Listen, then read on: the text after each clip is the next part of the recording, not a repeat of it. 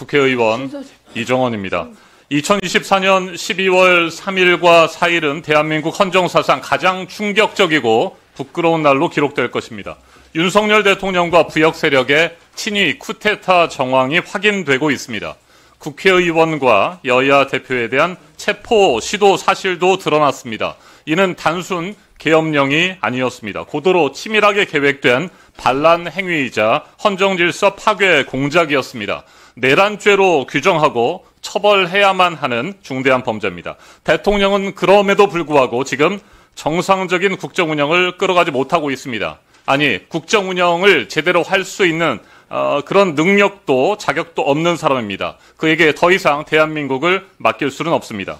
2차 계엄 시도와 우발적 군사 충돌 가능성도 배제할 수 없습니다. 즉각적인 대통령 직무 정지가 시급합니다. 최대한 빨리 탄핵안을 처리하고 수사와 체포, 구금, 기소, 처벌 등 사법 조치에 나서야 한다는 점을 먼저 말씀드리겠습니다.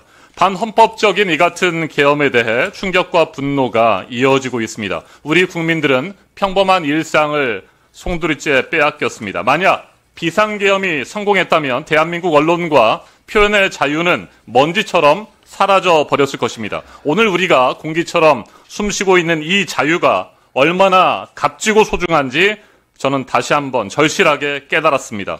그런데 실제로 비상계엄이 선포된 당일 KBS가 이미 계엄 계획에 포섭됐다는 정황이 드러나고 있습니다. KBS는 국가 기관 방송입니다. 공영방송입니다. 당연히 해야 할 의무가 있습니다. 그럼에도 불구하고 타 방송사와 달리 KBS는 부끄러운 중계식 설명으로 일관했습니다. 입장 받아쓰기 수준의 보도로 이어갔습니다. 그 결과 절박한 마음으로 뉴스를 지켜보던 국민으로부터 외면당했습니다. 지상파 3사 가운데 시청률에서도 꼴찌를 기록했습니다. 계엄령이 선포되면 공영방송은 특정한 법적, 사회적 책임을 부여받게 됩니다.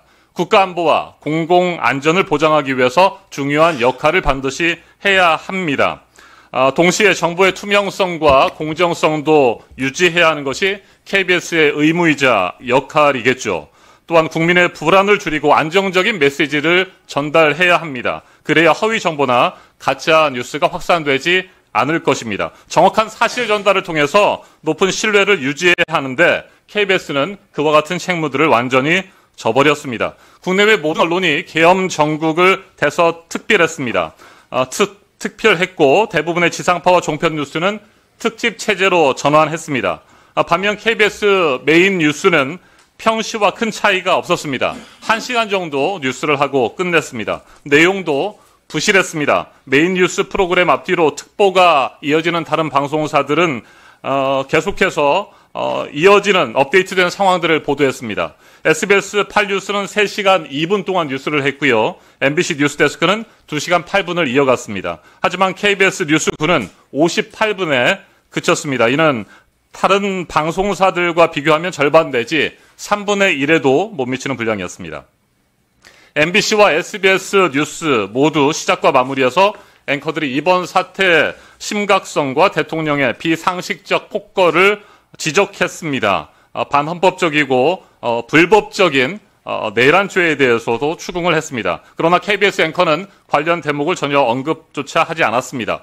언론 통제 포고령이 발표된 가운데에서도 MBC와 SBS 뉴스는 계엄 해제 의결을 위해서 몸을 던진 국회의원들과 시민들의 그 긴박했던 현장을 뉴스 첫머리에 배치했습니다. 그러나 KBS는 민주주의 수호를 위한 국민의 처절한 노력을 외면했습니다.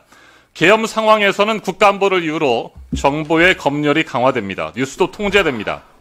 공영방송 KBS는 불법 쿠데타 정권의 일방적인 도구로 활용될 위기에 처했고 당일 실제로 그러한 준비를 철저히 한 것처럼 보였습니다. KBS는 잠을 이루지 못한 채 불안한 마음으로 뉴스를 지켜보던 국민들을 안심시켜야 했고 국회 계엄 해제 요구안 가결을 통해서 민주주의를 지켜내는 그 희망의 현장도 제대로 전달해야 했는데 그러지 못했습니다. 당일 KBS 앵커들의 멘트는 이와 동떨어져 있었습니다. 이번 계엄령 사태에서 KBS는 공영방송이 아니라 계엄령 방송을 자처한 것입니다. 용산의 방송이 계엄군 방송으로 전락하고 말았습니다. 대한민국 민주주의가 승리하는 그날까지 국민이 부당한 권력을 이기는 그날까지 우리 과학기술정보방송통신위원